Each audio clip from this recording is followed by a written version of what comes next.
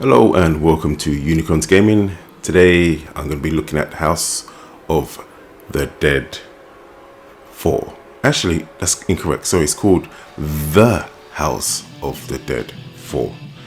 Okay, bit of a brief history. This is from the Wikipedias.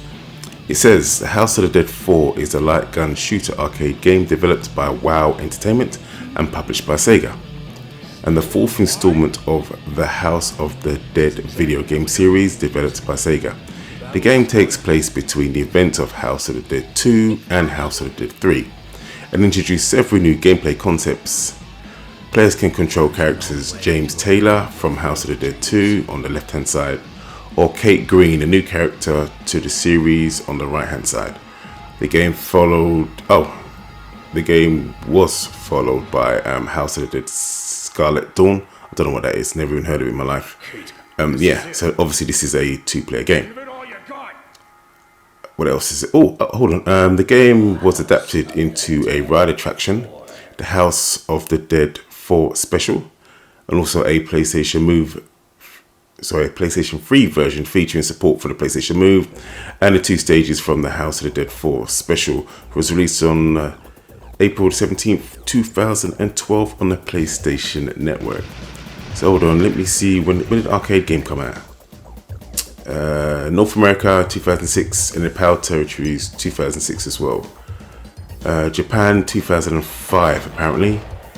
The PlayStation 3 version, which is what I'm playing here from the PlayStation Network, that came out in April 2012 in Europe and America, and Japan as well, just different days. America was 17th of April, Europe was 18th of April, and Japan was the 19th of April. Cool. As I stated before, this is a PlayStation Network game. I believe this game was around about £5.79 or thereabouts on the PlayStation Network. The date today is Tuesday, May the 13th, 2025, and it's still available on the PlayStation Network. Once again, for anyone who's one of those physical collectors, you're fresh out of luck here.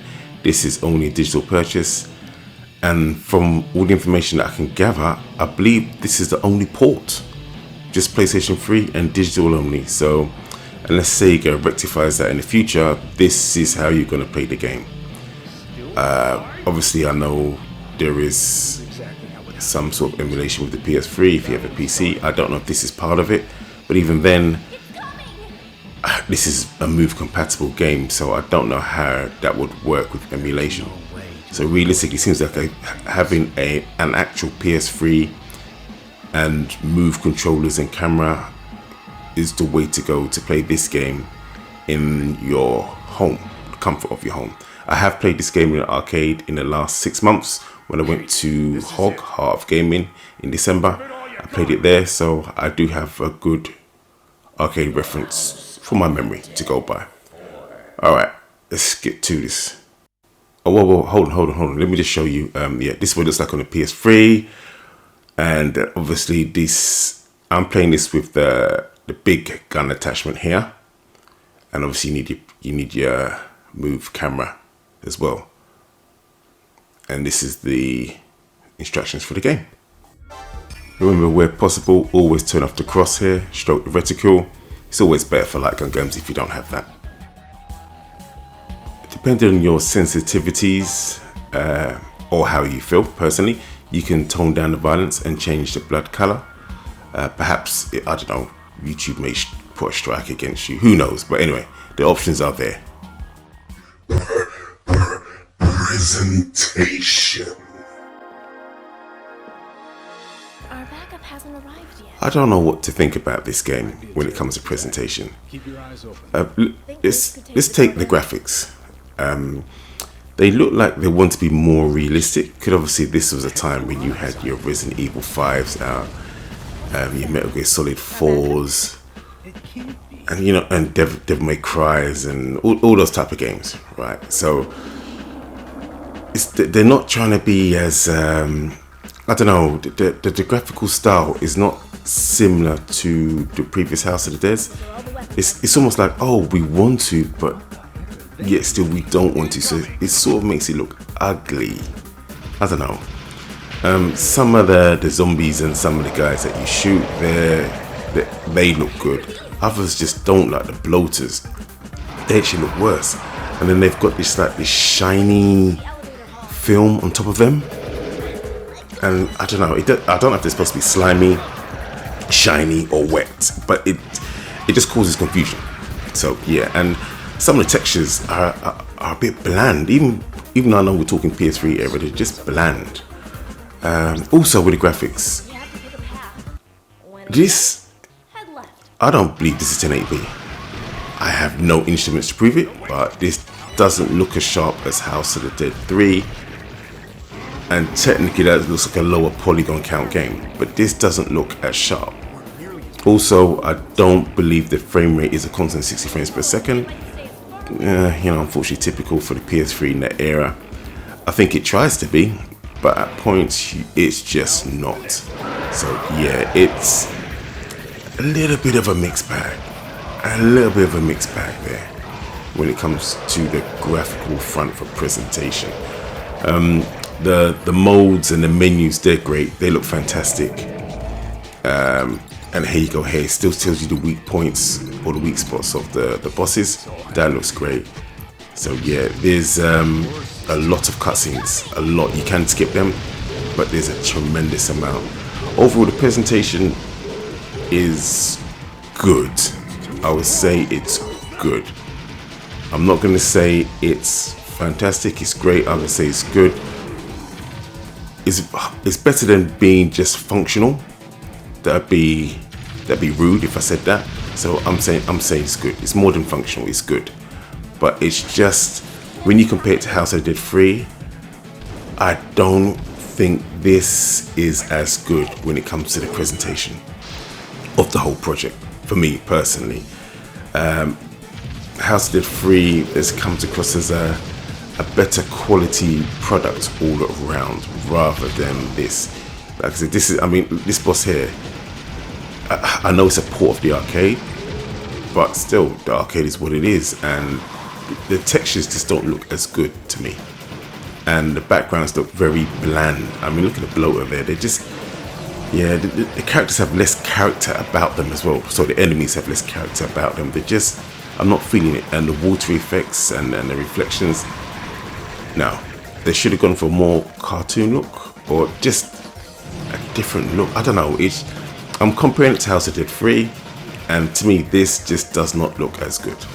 So yeah, the hit marks to me, I also don't feel, even though it's a machine gun, and in House of the Dead 3 it was a shotgun, but it just don't look as good. Like when you hit the enemies, you see it there, you can't punch holes in them. Even though we've got this crazy machine gun, they sort of die and fizz away like sherbet or something, or when you drop salt on a slug, and explosions don't look as beefy and meaty. So yeah, presentation is good, but not nowhere near as good as House of the Dead 3 in my opinion. Audio.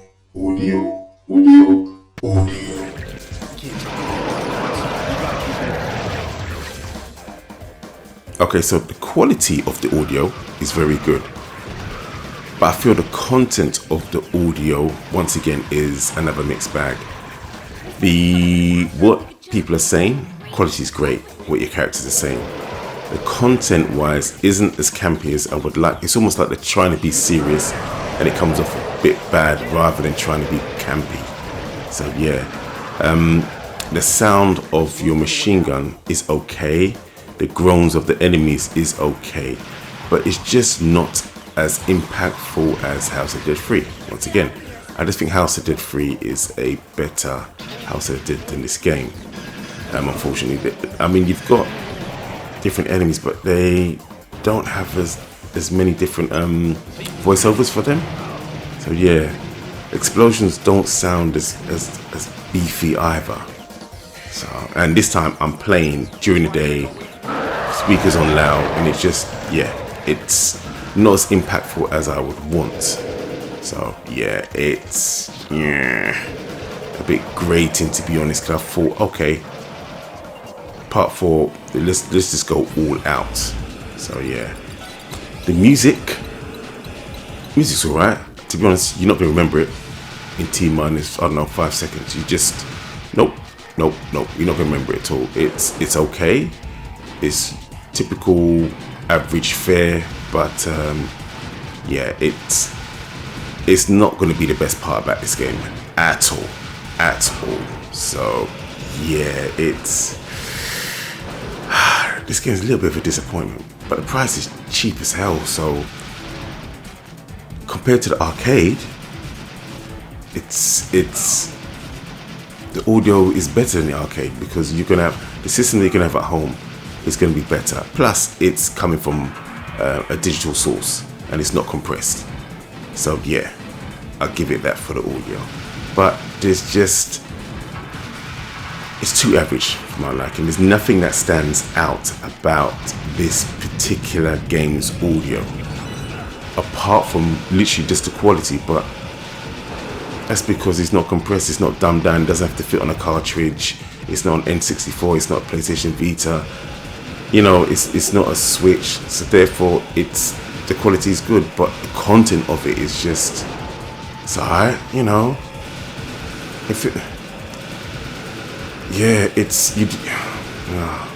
don't know, it doesn't make me feel anything, basically. That's what I say for the audio in this game. It's there, it's competent, but yeah, nothing particularly funny in the script. It's just missing the soul of what House of Dead 3 had, in my opinion. Okay, so what I think they could have done with the audio, even though yes, I know this is a budget game and obviously the budget was pretty low because they're not going to spend a ton of money, they're just going to port it over from the arcade. What I feel like they could have done is certain enemy types, giving them their own personal, I don't know, voice actor.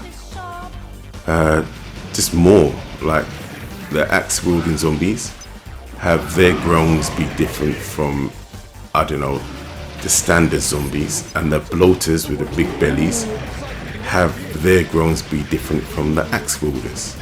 The bosses do sound different, I'll give them that, but there's a big boss with tons of arms, and he should be roaring at you like some sort of Goliath, and he's just not. He roars a little bit, but it doesn't. He could have made him much more scary. I believe this is him here. What's he called? Okay, just a boss. Yeah, this thing here. He's a big boy, but he doesn't sound like a big boy. You want him to sound a bit like, I don't know, Kong or something. Like when he roars at you, you have some really big bass in that chest of his. But he doesn't really have that. It doesn't come across as that. So, and even when he's chasing you, you can hear his feet thundering. But even then, he doesn't sound heavy. He sounds like, I don't know, he's as heavy as a car. Well, he should sound as heavy as like 5 trucks. You know, that's what I mean. There's not enough oomph in it. Like, bite your bottom lip. That's what I think the audio is missing. No bass. Just, there's no treble either. It's just there. So yeah, that's what I would improve. But, you know, I'm not Sega.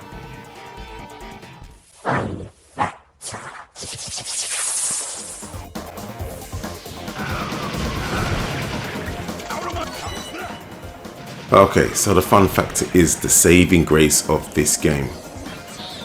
For everything else average, the playability in this game is still fantastic. It's pixel perfect. Okay, polygon perfect. I don't know. Anyway, with the move control setup, you're not missing anything. It plays sublimely. Even when I think it does have stutters in the frame rate,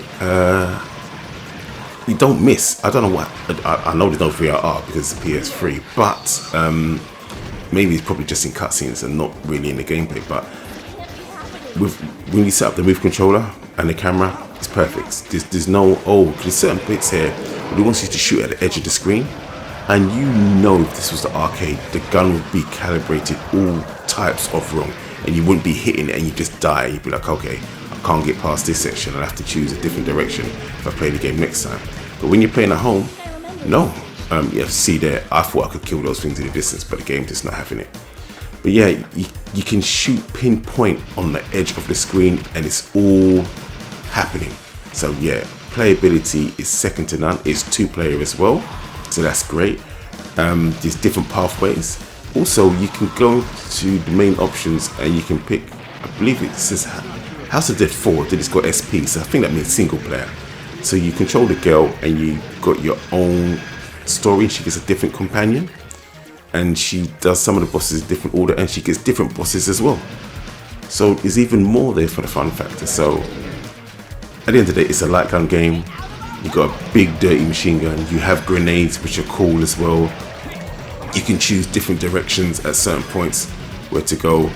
So instead of going left, you can go right, and sometimes you can go in the middle. So there's 3 different ways you can go. Yeah, the car stages they're all right, but you know, it's doesn't really change much. You're just moving a bit faster.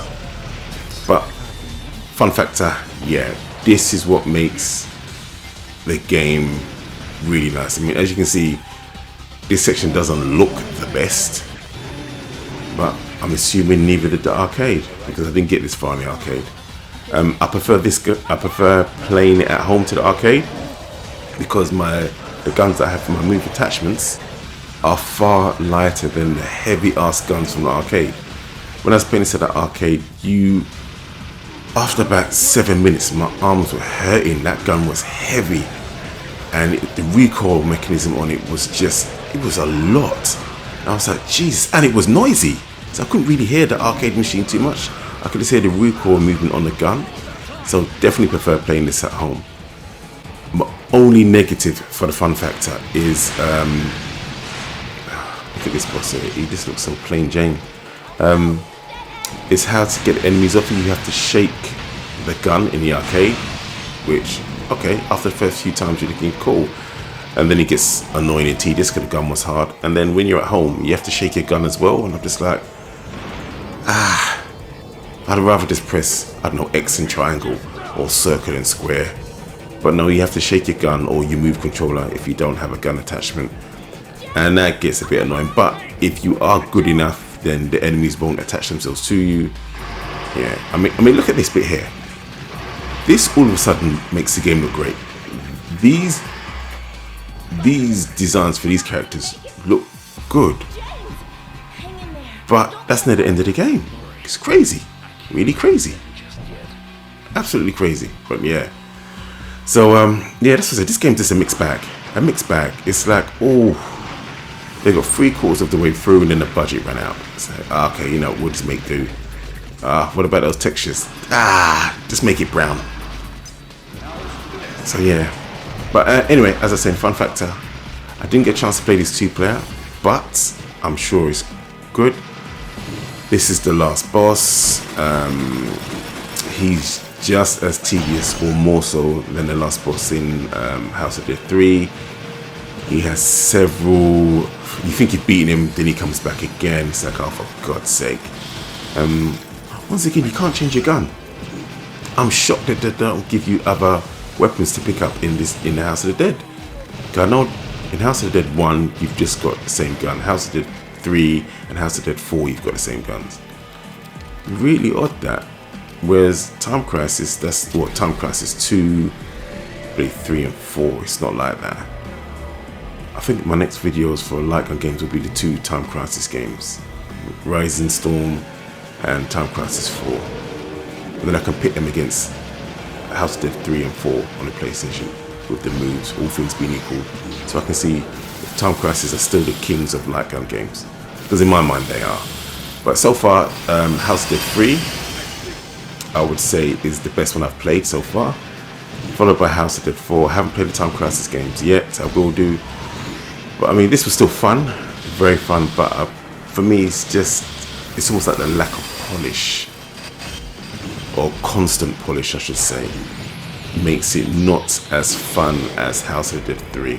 Still a good game, but House of Dead 3 is the one that you really want to play, that other at the light gun games on the PlayStation 3 so far. So yeah, that's what I would say. But yeah, this was this last boss. I mean, he didn't make much sense. But there are multiple endings in the game because there are multiple pathways and different characters. So you can get like a bad ending and what have you. I did get a bad ending on one of the endings because I didn't read the screen. I was supposed to do something and I wouldn't pay attention. I just blasted away the machine gun and I failed. Look at those phones. Damn. Is that like a Palm? Or some old school BlackBerry? Good grief. Yeah, but if you have a PlayStation 3 and you have Move controllers and you have access to the PlayStation Network via internet, whether your PlayStation 3 is, do yourself a favor, purchase this game. You'd have to put money on your PlayStation account via other means, not PS3, because you can't do that anymore. But I believe, like I said, in the UK, I believe this game is £5.79. It is worth it because where else are you going to play light gun games nowadays? So yeah, definitely purchase this game. Definitely play it. It is fun. It's one of those, oh, I can sit down and play for 20 minutes to half an hour. Great time. Visually is not particularly great. House of Dead 3 is also another £5.79 game. That one plays and looks better than this one, but buy both. I also bought House of the Dead Overkill. I think that's more of just a console game, but I don't believe it's ever in the arcade. That looks crazy from what I've seen. So yeah, I will play that at some point. But for now, yeah, the fun factor for this game is very good, very good. It saves the game basically, and that's what matters, isn't it? At the end of the day, playability and gameplay, which this game has tons of. Bonus round.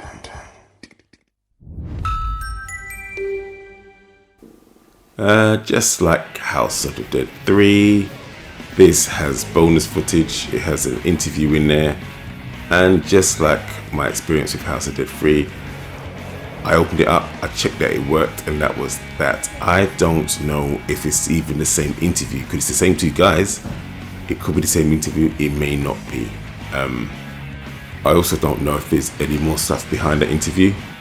I should have checked, but you know what, I just didn't. Too bad. But what I do know is that, once again, like I said before, you can go back into the single player portion and start playing, and you get almost like an alternative game. So you get to be the lady, and you take other avenues, and you fight different bosses, and bosses that aren't in the main game. So yeah, that's pretty cool. The bosses don't look great, but at least they're different enough to fight. The boss was an asshole, quite personally. Sorry for swearing, but it just was. So yeah. And this is some of that section now, yeah. So you get a different partner, and the girl's just on her way. You're shooting, you go in different sections of the main game. It's almost like an alternative path. So yeah, it's fun, it's good, because obviously the gameplay's there, and it's nice to have different bosses. So yeah, it's all good. But I mean, look at that. Why do you think that everything just disappears now? Why don't we see limbs come off? Why can't you shoot holes in stuff? Well, not in stuff, in the zombies. This is I swear this was the last boss in House of Dead 1 or 2. But anyway, he's back. But yeah, it's just strange how you can't shoot holes with you. You can't shoot arms, limbs. It's just you destroy them, they fizzle and they die. And that's what I mean. It's just something's just a little bit off with this game when you see that. I mean, the playability is there, but it's just visually thinking, oh, that's a bit of a shame. I mean, look at this. Bam, died. Jesus, Mary and Joseph, and that donkey too, and the 3 wise men, and anybody else. That was a lot. Straight death. Oh well. Anyway, so this is me failing to read, and because of that I got the bad ending. Yeah, I don't know what I was on. marshmallows and Coke, who knows? As in Coca-Cola, not as in snorting. Yeah. Okay, well, this is my House of Dead 4 video. I hope you all are well. I hope you all are safe. I hope you enjoyed the video. And I shall see you in the next one. Peace.